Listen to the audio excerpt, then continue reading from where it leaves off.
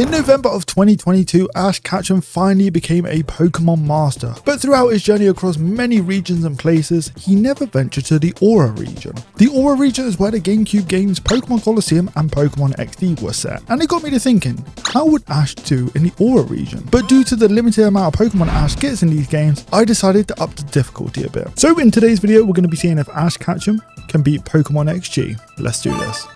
I'll explain a bit more about XG and its differences as we go throughout the video, as there are so many really cool features added to this game. But let's start off by naming the character Ash, and in this opening cutscene, we witness a ship being stolen by a black Lugia. Okay, this opening scene as a kid got me so hyped up for this game. I know it's a bit odd doing a sequel of a game first before doing the original, and especially a ROM hack, but we just get so many more encounters this way. We fade into battle where Metagross and Gardevoir are fighting, and we have control of Metagross, and goes for Bullet Punch? Huh, that move's not in Gen 3. Well, that's one of the many cool things in this game, updated moves and the addition of fairy types, which is why Bullet Punch done super effective damage on this Gardevoir. We finished the battle only to realise it's a battle simulation, and our character Ash is living in this Pokemon research lab with his mum and his sister. Sorry Ash, even in this game, you have no dad. We start off the game with 2 Pokemon in our party, and the reason for that is because Pokemon Colosseum, XD and XG are all played in doubles only format, apart from the odd situation where the opponent has a single Pokemon. But Ash doesn't get an Eevee or a Zigzagoon. Well, we'll be using these until we get our hands on the first viable encounter. Ash's newly discovered sister Jovi has gone wandering off into this weird mansion, where an old man and a very blind little guy called Chobin resides. Chobin assumes us to be thieves and we have to battle him. His lone Magnemite is taken care of easily with Eevee, and then we go and bring our sister back home from the creepy mansion. We arrive home where our mum awaits us and thanks us for finding Jovi. She also tells us that the professor of the research lab, Professor Crane, is looking for us. Professor Crane and his assistant explain to us about the gimmick in these games, and that's Shadow Pokemon. That's right, they weren't first announced in Pokemon Go, they were actually announced in Pokemon Colosseum. Pokemon that have had their hearts closed and the only way to save them is to use the snag machine and snag them from the other trainers, battle, and then walk around with them until their hearts are ready to be reopened. But we'll have to do that later as Professor Crane has been kidnapped.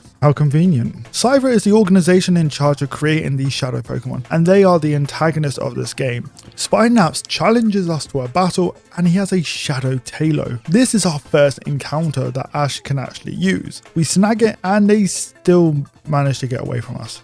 Great. We head back inside where Jovi is crying and our mother is showing such little empathy by disregarding the fact that the director of this facility has been kidnapped and decides she wants to finish the project he started. What is wrong with you? Right, fine, whatever. Let's finish this thing then. But firstly, as Ash did not own an Eevee or a Zigzagoon, I've decided to release them, and this definitely won't come back and bite me in the ass later on. Let's take a look at Tailo. So Shadow Pokemon start with between 1 to 4 Shadow moves, which have unlimited PP. PP. As the heart gauge goes down, the Shadow Pokemon will also relearn its old moves. A cool thing about this Tailo is that it has the ability Gale Wings, which makes any of its stab flying type moves a priority move, which will be super handy in this game. Ash is then sent out on a task with his sister to the Gateon port, where the machine part shop is. On the way, stupid Jovi runs into a brute of a guy, Zook. Zook tries to fight a literal child, but before he gets taken to Azkaban for child assault, Mr. Verix, who definitely is an evil, steps in and gets one of his very creepy henchmen to beat Zook into submission. We bid him farewell as this is definitely the last time we'll see him. We head into the part shop and, well, get the parts. Duh.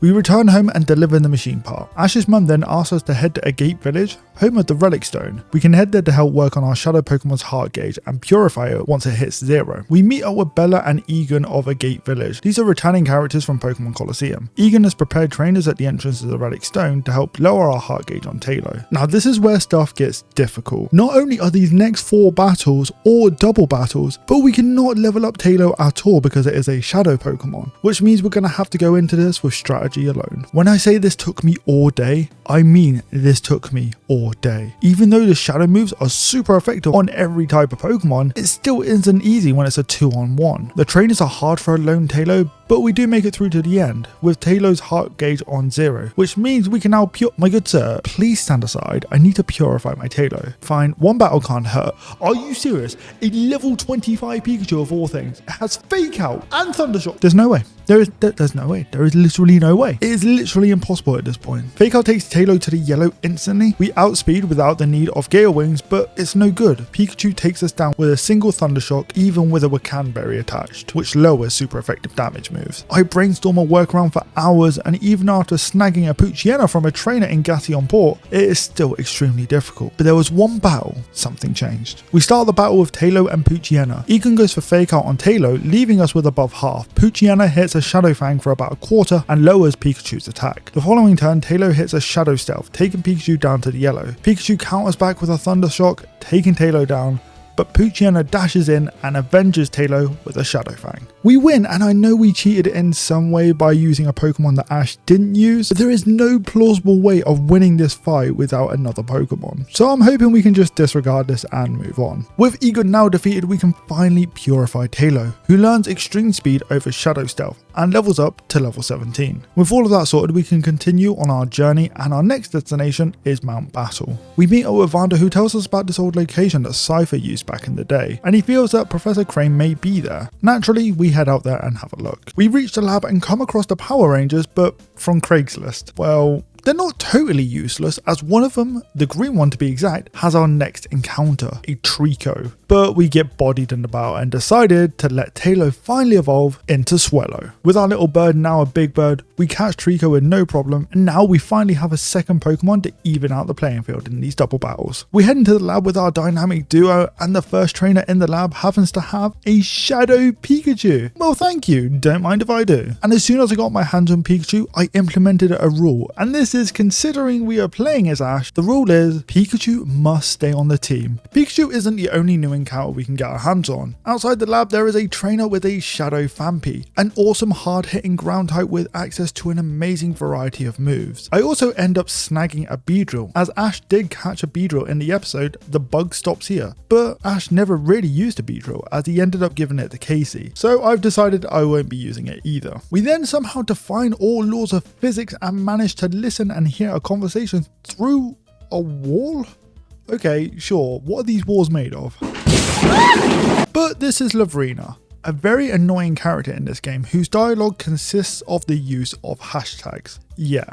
She's essentially trying to convince Professor Crane to help them with their shadow project, but he's refusing. Good on you, Professor. Stick to your morals. Oh yeah, I thought I'd show you another awesome feature that XG has over the original XD, and that is infinite use of TMs. To test this out, we did end up teaching Swellow the TM for Flame Charge, and normally in Gen 3 games, TMs have a one-time use, but after we use it, it's still there. Awesome. Before we save the Professor, Pikachu, Trico, and Phanpy need to be purified. We purify Pikachu and it learns Hidden Power Ice, which will be super handy against ground types. Phanpy remembers the move Play Rough, a fairy type move, and Trico evolves upon purification. And now we have a nice and powerful Grovyle, who also learns False Swipe. Now that we have a team of Pokemon that love us, it is time to go and save the Professor from Cypher Peon Naps.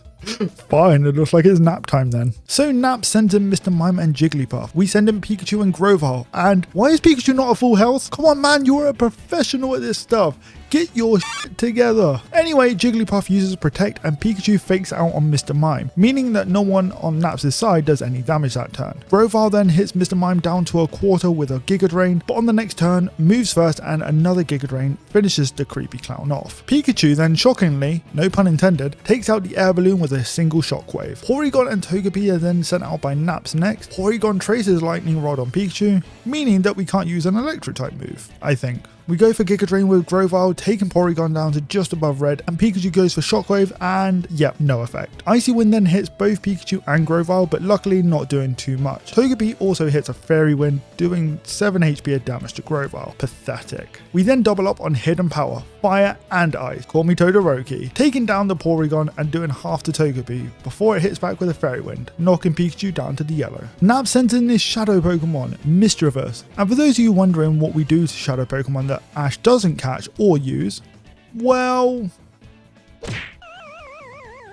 there we go, Nap's dealt with and the Professor has been saved. As we try to exit the lab, e-girl Lavrina chimes in. She tries blocking off our exit with all of our hashtags, and this just won't do. So let's whoop some e-girl ass. No, not like Lavrina sends out her Wigglytuff named Cuddles and her Shadow Clefairy. And I think this is such a cute and fitting touch for this trainer to have all of our Pokemon nicknamed. Really feels like I'm taking on a character and not just a trainer in a game. Anywho, with Swellow and Grovyle on our side, I hit an extreme speed on Wigglytuff down to half before she recovers her HP with a Citrus Berry. Grovyle then hits a Giga Drain to the red. Clefairy hits a Shadow Snooze which puts the target to sleep. This is a really cool addition to Pokemon XG where they've made additional shadow moves that XD didn't have. Cuddles then hits a Draining Kiss on Swellow, taking Cuddles back into the yellow. An overlooked feature in these GameCube games are that the core feature not only calls your shadow Pokemon out of reverse mode, but also wakes up a Pokemon if they're asleep. So we do that and Grovyle wakes up as Swellow hits an extreme speed, taking down the Wigglytuff. Clefairy then uses Shadow Terrain, which lowers the damage non-shadow moves do. Lavrina then sends in Mr.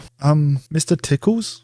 The Snubble? Sure, okay. It intimidates, which lowers the attack stat on both of my Pokemon. An Air Cutter and a Giga Drain don't even manage to get Clefairy down to half, but it does end up hitting another Shadow Snooze on Grovyle. And then a Play Rough from Mr. Cuddles takes Swellow down to 20 HP. We call Grovyle to wake it up, and Swellow hits an Air Cutter, flinching the Shadow Clefairy. Mr. Tickles isn't in a tickling mood and hits an Ice Fang, taking Swellow down. We send in Pikachu and double in on Clefairy as Pikachu uses a Fake Out, flinching the Shadow Fairy, and then Grovyle hits a Giga Drain, taking her low. A Play Rough from Snubble takes Grovyle to around half as Clefairy gets healed up by the effects of Shadow Terrain. We then double in once again on the Shadow Clefairy with a Giga Drain and a Shockwave, finally taking it down. Mr. Tickles hits Grovyle down to 1 HP with a Play Rough before Lavrina sends out Bubbles, the Marill, which is perfect timing as Grovyle one-shots the Watery Mouse with a Giga Drain, getting back to a third of its health. Pikachu then knocks Mr. Tickles down to the red with a Shockwave, but it counters back by hitting Grovyle down to 2 HP with a Poison Fang. Grovyle really doesn't want to tap out, huh? Kiss the Marwile is in next and gets torched down to a quarter with Hidden Power Fire, and Pikachu finishes Mr. Tickles off with a Shockwave. Kiss goes to hit a Play Rough, but Grovyle dodges it. Lavrina sends out her coolest Pokemon yet, Bay, the shiny Curlier. Can you see in this game how shinies look different than they do in the mainline games? Kinda cool. Grovyle finishes off Kiss with a Hidden Power Fire and Pikachu zaps Bay with a Shockwave, but it isn't enough as it counters back with a Psyshock, ending Grovyle's reign. You nearly had a clean sweep, buddy.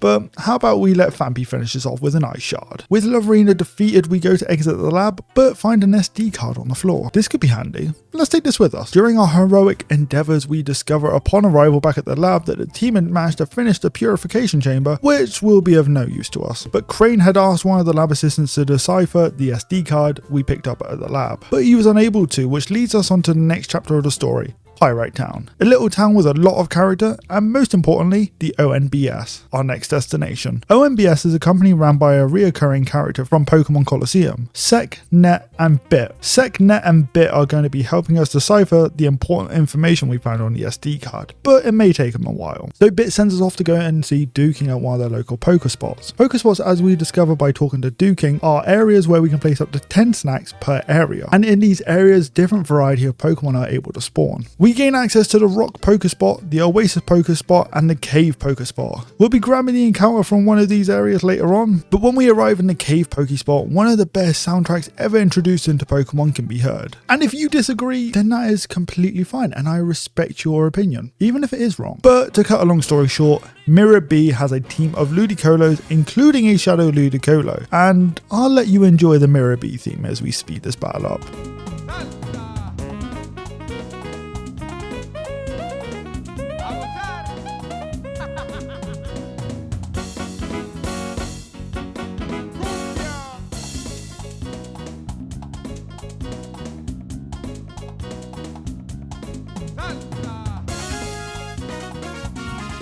Well, that was fun. Plenty of time has passed, which means we should head back to see Net and see if he's discovered anything and... Oh my god! Man down! Man down! Cypher have once again been meddling with other people's businesses, but luckily for the people of Pyrite, Pokemon Master Ash Ketchum is here to save the day. We head through the ONBS building, which is heaving with Cypher goons. We take them out one after another, and in the process, our little Fampy evolves into a big and powerful Donphan. But that's not all. We also managed to snag a Torkoal off a trainer, who was scarily close close behind us in the elevator.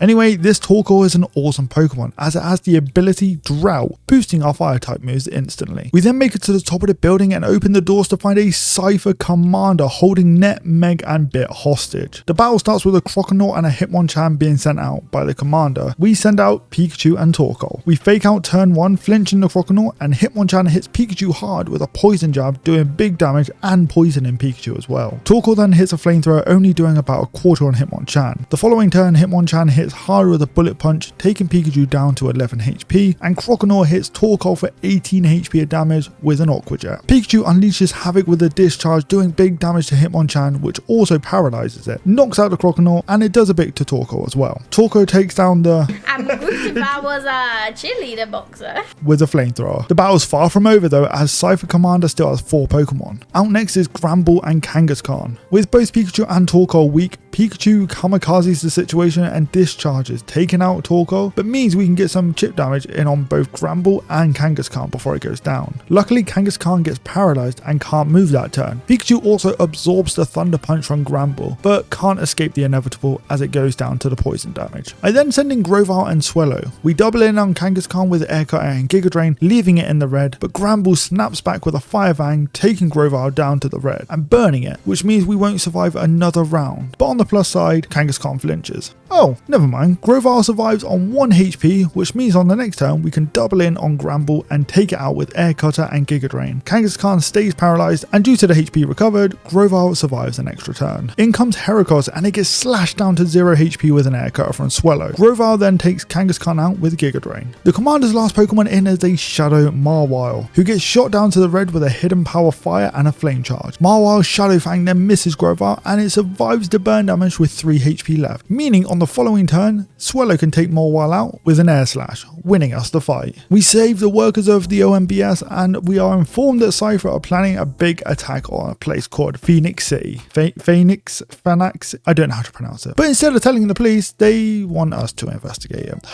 Fine. Before we head to Phoenix, Torkoal is purified and learns Body Slam and Shell Smash. With the whole team now purified, we can head to Phoenix. Oh, well, apparently we can't. Fine, let's go check out Railgun Tower. This was the area of the final boss in Pokemon Colosseum, and now it's a minor inconvenience to us, distracting us with TMs, bingo, and battle sims. We haven't got time for distractions. I have to warn the people of Phoenix about the devastating takeover that is about to take place. We head over to the mayor's house to warn him about the takeover, but he isn't home apparently. But I have a hunch that this house sitter is lying to us, but to figure that out we need to head upstairs. How are we going to distract her though? Oh look, a CD. How convenient. Oh, it's Taylor Swift? Ew. Maybe if I play this, the house sitter's ears will bleed and the discomfort will distract her. got nothing in my brain. It works! We run upstairs to find no mayor, but a note. The note is to the city's gym trainer and expresses the mayor's concern of Phoenix, but it is abruptly ended, and as we look up we are approached by the house sitter, who turns out to be Cypher in disguise? What? No way! We quickly deal with her in a battle and head out to see 6 of Phoenix gym leaders Justy? We search around the city, fighting trainer after trainer who turned out to be a part of Cypher until we reach the gym where the elevator to the basement is locked off. We need to find the key, but whilst in the gym, we run into a trainer with a shadow Pidgeot and snag that to add to our team. We head into the city's Colosseum and find a Cypher boss who's in charge of this takeover, along with a couple from the OMBS. We need to stop Cypher and free the city's people. Cypher admin Snattle starts off the battle by sending in Porygon 2 and Slowking. We send in Grovyle and Donphan. We double in on Slowking with a Giga Drain and a Play Rough, taking it down to a quarter, but Porygon 2 goes for a Blizzard and ends up missing both Grovyle and Donphan. Let's go! But Slowking hits a Scald, taking Donphan down. We call in Pidgeot to help as Grovyle takes out the Slowking with a Giga Drain, and then Pidgeot hits Porygon 2 with a Shadow Storm. But Porygon is stronger than I thought, and it hits a Blizzard, this time taking both my Pokemon down to the red in one hit. Pilot 1 comes in next, and this is perfect timing as Grovyle one-shots it with a Giga Drain, healing itself back up to nearly full. Pidgeot then hits a Shadow Storm on Porygon 2, taking it down to the yellow, but this also confuses it. It does manage to break through though and hit a Tri-Attack, taking Grovyle down to the red. Celio is sent in next, and it is bulkier than Pilot 1 and survives a Giga Drain below half, but then heals up to a third thanks to its berry. A Shadow Storm takes care of Porygon 2 though, before Celio lands a Blizzard, taking out both of my Pokemon. Snattle sends in a cool addition to XG, a Shadow Alolan Ninetales, an Ice Fairy type. I send in Pikachu and Swellow, who double in on Celio with a crit fake out and an air cutter, barely not taking it out. Ninetales chills Pikachu to the core with a Shadow Chill, taking it down in one hit. Torkout was all I have left to support Swellow. Swellow goes for a Gale Wings prioritized air cutter to take down Celio, and Ninetales goes for a Shadow Chill, but misses. A flamethrower from Torkout leaves Ninetales at half before another Alolan Pokemon is sent out. This time, Alolan Marowak. Swellow hits Marowak with an air critter, but it still doesn't do much as Ninetales hits a Shadow Chill on Torkoal, leaving her above half. Marowak's Shadow Club then hits Swellow hard down to the yellow before Torkoal can take out the Icy Fox with a flamethrower. Swellow levels up and learns Drill Peck, so we can test that new move out on Snattle's last Pokemon, and oh, that's not a lot of damage. A Shadow Club takes Torkoal down to the red, and Torkoal counters back with a flamethrower, leaving Marowak just above red. But luckily, on the following turn, Swellow hits a huge Drill Peck, taking the fiery dancing Pokemon down and winning us the fight. We finished the battle to find out that the fight had been recorded and our video will be seen across the region. If you want to help my content be seen by people all around the world, you should subscribe to let YouTube know that you're enjoying the content. And this also pushes it out to other viewers as well. Alright, thanks. Now let's get back to saving the civilians of Phoenix City. Snattle drops the key. We take it to the free gym and head down the elevator. The elevator leads to a basement where the mayor and the rest of the residents were being held. They thank us and the real Justy says that there is something weird in the desert and that I should check it out. But unfortunately, we try to head in that direction and turns out our scooter wheels can't handle it. I really wish we had Wes's bike from Pokémon Colosseum. That thing was sick. We were told that Per, the guy from the parts shop at the beginning of the game, could help us with a scooter upgrade. We head in and he tells us that his grandpa, who can help us with the scooter upgrade, is at that weird lab that Jovi went to at the beginning. So off we go. As we go to head into the creepy house, that Chobin guy from before stops us and accuses us of trespassing, then orders us to battle. His Metang and Magneton are no issue though. Dr. Kaminko comes out after hearing all the commotion and Chobin accuses us of being a burglar, despite having met us before. Chobin's told that it can handle us. I didn't realize that they had Pennywise the Clown around here, but no, this it that they have is no laughing matter. Turns out, Chobin's silly costume aside, that they have a robot Groudon level 50 that we need to fight. I'm sorry, but what? Level 50 or not, our team is stronger than ever and we managed to take down the mecha monster without much of an issue. After going through all of that, they realise I am nothing but a child and allow me to find Per's grandpa at the basement. We head back to the parts shop where they upgrade our scooter to a hover scooter. We can now go and explore the mysterious area Justy told us about, which just so happens to be the SS Libra, which was stolen by Shadow Lugia at the beginning of the game. We explore around and run into, surprise surprise, more Cypher hooligans. Despite being able to take down a metal Groudon, my Pokemon are quite low leveled in comparison to the trainer's Pokemon at this point, and we end up losing for the first time since we've been able to use more than one Pokemon. Luckily we're picked up by a nice guy who happens to be living in the ship. I mean, it looks pretty cozy in here if I say so myself. To thank him for his hospitality, we go and check out this creepy noise in the depths of the ship, and the creepy noise is Bontely? Wow, this is the first time we've seen a Gen 4 Pokemon before Diamond and Pearl. I mean, well, there is a Munchlax around, but we don't see him that much. We tell the guy about the noise and he feels happier knowing it's nothing. But as we leave the ship, we're approached by some shaved-headed gentlemen. They're Team Snag'em from Pokémon Colosseum, and they actually use a Pokemon on a person. I've never really seen that. They use gloom to put me to sleep, but when we wake up, we're in the ship squatter's bed, and the snag machine is gone. We run to the entrance and they're nowhere to be seen. We need to get our snag machine back. But to do so, we need to be stronger. So we head out and purify Pidgeot and evolve Grovyle into Sceptile, who in Pokemon XG is a grass dragon type. Yes, we are like quad weak to ice types, but it's still kind of cool. We were told about this suspicious looking area that could have something to do with Cypher. We head out and it looks kind of like where Yugi would live if he went through a steampunk phase. Outside the entrance is two of Team Snag'em's thugs and Zook, the guy that tried to assault our little sister Jovi and Gaty on Port. You remember him? Well, Zook sweeps the Team Snag'em guys in a battle and they scurry back off to the hideout. We can't be having that and give chase to them, but they manage to get away. In the meantime, Seka's called us out to OMBS and notices that the snag machine is missing. He informs us that the Cypher and Team Snag'em used to have a partnership 5 years ago, and that if he can find anything to do with their location, we'll be the first to know. Sek asks us to go and see this guy called Toby in a place called the Outskirts Stand, who has a shadow Pokemon he wants us to look after. We head out, and unfortunately for Toby, Ash didn't have a Togepi, and due to that,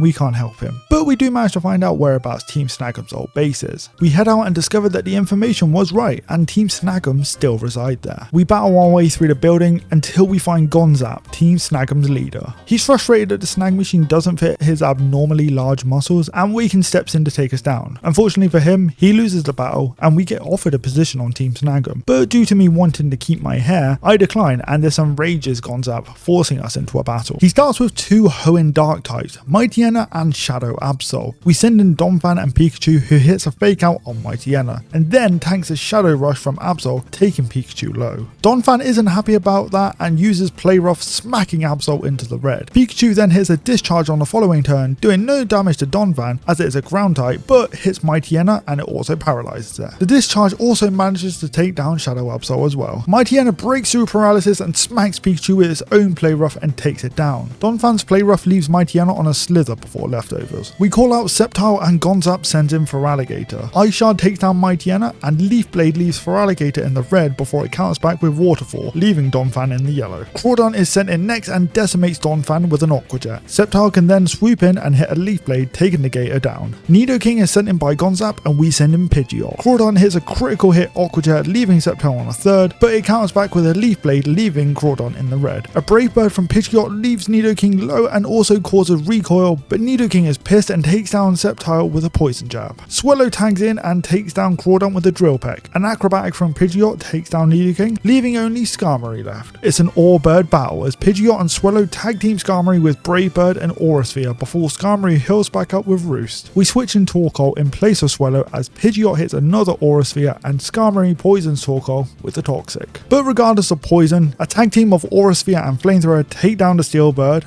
winning us the battle. Now due to our win, we are rewarded with the return of our snag machine. But turns out Team Snagum and I have the same interest at heart, and that's to take down Cypher. This can be seen when we head back to Cypher's base and Gonzap joins us in a double battle. And I'll keep the story short, but we actually end up losing here. The opposing side faint all my Pokemon, but Gonzap still stands and his Crawdon survives a hit on 1 HP and takes down the Metang with an Aqua Jet, which actually results in us winning. I'll take those. I mean, Ash doesn't win all the time, but still. Now this lab is home to some awesome Pokemon, but for the sake of time, I'm going to be listing them off now so we can get to the juicy bits quicker. We end up catching a Gengar, a Lapras, a Charizard, and a Heracross. And I know that Gengar was only caught in the most recent of the Pokemon anime, but as Ash did technically catch it, I'm going to allow it. After making our way to the top of the lab, we find that even with the Light Ball, Pikachu was dying to one-shots pretty much every battle. And in true nature of being Ash, we overleveled Pikachu. I mean, not by much, but enough to where it can take at least one hit or two.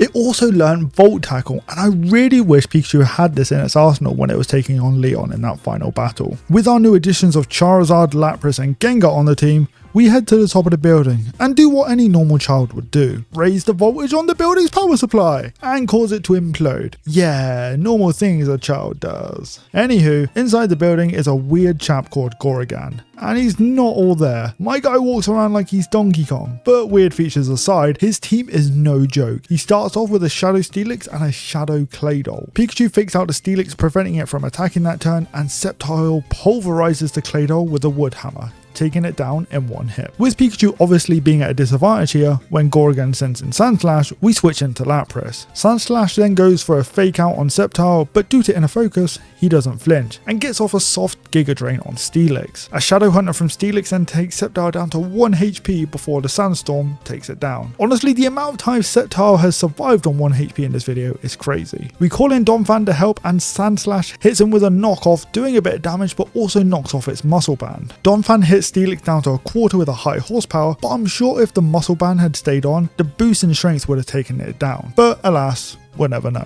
Lapras hits a waterfall, but Sandslash survives on what has to be 1 HP before it takes a Shadow Hunter from Steelix. On the following turn, Lapras hits a priority Ice Shard and takes down the Sandslash, and Donphan leaves Steelix on a slither before it counters back with a Shadow Hunter. Steelix can't prevent the inevitable as an Ice Shard takes it down on the following turn. Unfortunately, Donphan faces the same fate as the Cacturne that Gorrigan sent out next hits a Giga Drain, taking it down. Lapras hits a Freeze Dry, trying to avenge her fallen comrade, and manages to leave Cacturne below half. We then send in Pikachu, and Aerodactyl is sent in from the opposing side. We fake it out and this causes Aerodactyl to flinch. Pikachu then takes a Needle Arm really well from Cacturn before another Freeze Ray can take down a creepy Scarecrow.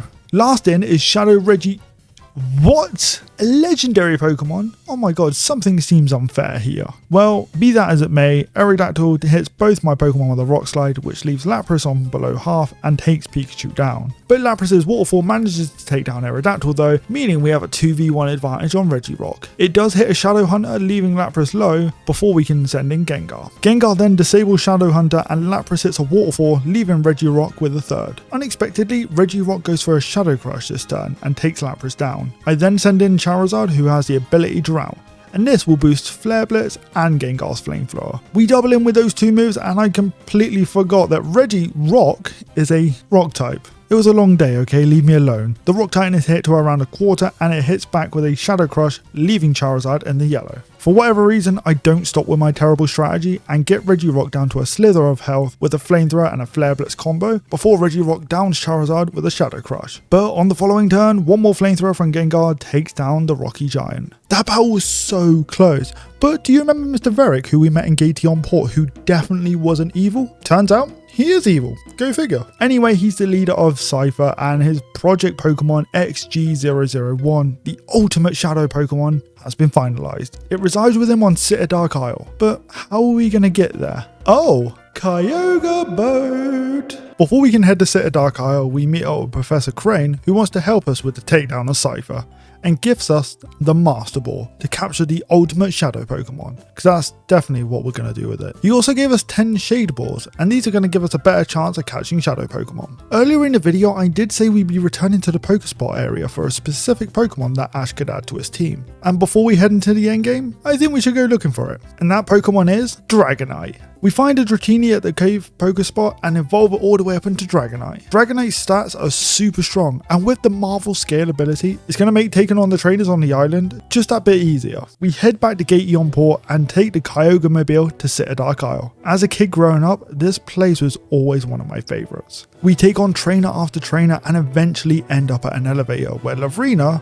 from the Shadow Pokemon Lab ascends. Lavrina's team has gotten much stronger since the first time we had fought her, but then again, so have we. She starts with her shiny Gardevoir named Bay and the infamous Mr. Tickles the Gramble. We send in Gengar and Charizard. Gengar hits a Sludge Bomb doing a respectable amount of damage along with poisoning Bay in the process, but Bay counters back with a Psyshock, taking Gengar down in one hit. Charizard takes Gramble down to half with an Air Cutter but also makes it flinch. Pikachu comes in and hits a Fake Out on Bay, taking her down. One more Air Slash from Charizard also takes down Mr. Tickles. Lavrina then sends in Bubbles the Azumarill and Shadow Altaria. Bubbles moves first with an Aqua Jet, taking Pikachu down to the yellow, but Pikachu stays strong and hits a Hidden Power Ice on Altaria, leaving it with above half. Charizard then hits Bubbles with an Air Slash, leaving it around the same. Shadow Storm from Altaria hits Pikachu down to 0. So we switch in Lapras. Bubbles hits Charizard hard with an Aqua Jet, leaving it soaked with 37 HP remaining. But it counters back with an Air Slash, leaving Bubbles low. But unfortunately, Altaria does what Bubbles couldn't and takes down Charizard with a Shadow Storm. Lapras done surprisingly little damage with a Freeze Ray, which leaves Altaria on a quarter. Sceptile then comes in to avenge Charizard and Lapras takes out Altaria with an Ice Shard. Sceptile has an easy round as it takes an Aqua Jet and Bubbles takes itself out due to the damage from Rocky Helmet. Lavrina's last Pokemon in are Kiss the Marwile and Shadow Mr. Mime. Sceptile singes Kiss with a Hidden Power Fire, leaving it on a quarter, and it also manages to avoid an attack from Mr. Mime as well. Freeze Dry done abysmal damage to Mr. Mime and Sceptile can't avoid it forever as it goes down to a stab super effective Play Rough from Kiss the Marwile. Then Lapras swiftly takes Kiss out with an Ice Shard as Mr. Mime sets up a Shadow Sky. Aqua Tail from Dragonite leaves Mr. Mime in the yellow on the next turn and we throw a Great Ball snagging Mr. Mime. This then ends the battle. And this is the last time we'll see Lavrina, and Mr. Mime as well. As you can probably tell, this island is just full of boss battles and hard trainers, so let me highlight the experience for you. We run into Snattle again, but this time he has strengthened his arsenal with the power of Articuno and Regite, which are both shadow Pokemon. So no matter which Pokemon we have out, and let's say a shadow Pokemon, they will be able to get super effective damage off. He's not much of an issue though, as we kick his sorry ass into retirement. We then run into Ardos, the blue haired fellow from Gateon Port, who put Zook in his place, but we've gotten stronger since then, and although he has a Shadow Zapdos, Kingdra and a Lantern, along with a handful of other strong Pokemon, we still manage to take him on and win without breaking a sweat. We then head into a giant spherical building, which definitely isn't a Death Star floating above an active volcano. Once inside, we see Mr. Veric, now known as Greevil. He is surprised to see that we defeated Ardos, so surprised that he puts up a glass wall.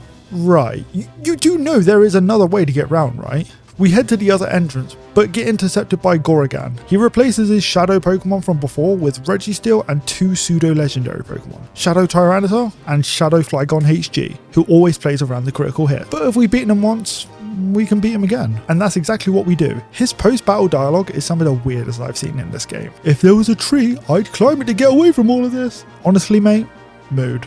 We then waltz on around to the other entrance beyond the glass wall, and Greevil and Commander Eldis, seem shocked. It's your island. How do you not know there is another entrance here? Eldis' battle really isn't anything special. The notable Pokemon on his team are the 3 Shadow Pokemon, Exeggutor, Camerupt and Moltres, and his Charizard.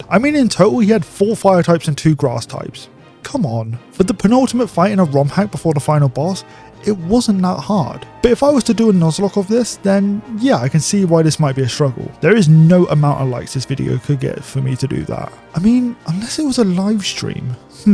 We'll see. Anyway, this is it. We made it to Greevil. And once again, this ROM hack has done something awesome. And that is to split the finale into 3 stages. 1. Battle Greevil. 2. Take on the ultimate Shadow Pokemon. And 3. Take on Greevil again, but with a team full of Shadow Pokemon. Let's get into this. Greevil starts the fight with an Alolan Marowak and an Exeggutor. I send in Pikachu and Lapras. Pikachu fakes out the Exeggutor and Lapras takes the Marowak down to the yellow with a waterfall. Marowak then takes Pikachu down in one hit with a Flare Blitz. Charizard comes in and burns the walking talking tree with a Flare Blitz, taking it out, and Lapras finishes off the Hula Dancer with a waterfall. Altaria and Absol are next to take the stage, and Lapras does huge damage with an Ice Shard on Altaria as Charizard takes Absol down in one hit with a Flare Blitz. Charizard then gets hit down to the red with a Dragon Claw from Altaria, but that's nothing to worry about as Lapras takes it out on the following turn with an Ice Shard. Charizard then hits Lantern with a soft Flare Blitz, to which it counters back with a Shadow move. What? I didn't even realise this until writing the script. Lantern isn't a Shadow Pokemon. How is it using a Shadow move? But anyway, Lapras tanks it really well. Steelix comes in next and Charizard kamikazes the situation by hitting a Flare Blitz, doing some decent damage on the Steel Snake, which also results in it knocking itself out due to the recoil. Lapras hits Lantern to the red with a big Freeze Dry, but it counters back with a Scald, which actually heals Lapras thanks to its ability Water Absorb. But then an Iron Head from Steelix luckily doesn't do too much to Lapras. Lapras is feeling stronger than ever and takes the Lantern down with a Freeze Dry, and Donphan hits Steelix hard with a high horsepower, leaving it in the red. Steelix is unsure on what else it can do and resorts to using Iron Head again, not even managing to take Lapras to half, which is still plenty of HP remaining to take it out on the next turn with a waterfall. Next up is Shadow Lugia. Shadow Lugia was actually a really tough fight despite it being a 6v1 in a doubles format. It was pretty much able to one-shot all of my Pokemon with a Shadow Blast. Even moves like Stone Edge and Shadow Ball weren't doing as much as I had hoped, but luckily thanks to Gengar's Shadow Balls, we were able to take down the strongest Shadow Pokemon in the game. This now leaves Master Greevil's final team, a full team of 6 Shadow Pokemon. He starts by sending in Snorlax and Alakazam. Pikachu and Donphan are first in, and naturally we go for Fake Out on Alakazam and use Donphan's turn to snag Snorlax with the Master Ball. Tauros is in next and intimidates Pikachu and Donphan, which lower both of their attacks. We throw a Shade Ball at Tauros and to my surprise, we snag it on the first turn. Pikachu can then electrify Alakazam with a Volt Tackle. Only 3 Pokemon remain. Slacking and Salamence are out next and we double in on Salamence with an Ice Shard and a Hidden Power Ice combo, taking it down before it can even move. Weirdly enough, Slacking loafs around on this turn. I won't complain, as this means on the next turn when Dragonite comes in, we repeat the strategy we did with Salamence and double in with our double Ice combo, taking it down. Slacking is all that remains, but states its power by hitting a Shadow Quake, taking Pikachu and Donphan down. I then send in Gengar and Charizard. We hit Slacking hard with a Sludge Bomb which poisons him, and Charizard helps out with a Flare Blitz. The poison takes the big gorilla down to the yellow, meaning on the next turn a Sludge Bomb can take it low before Charizard dodges the attack, and just like it was written in stars, Charizard takes down Greevil's last Pokemon, winning us the battle and winning us the challenge.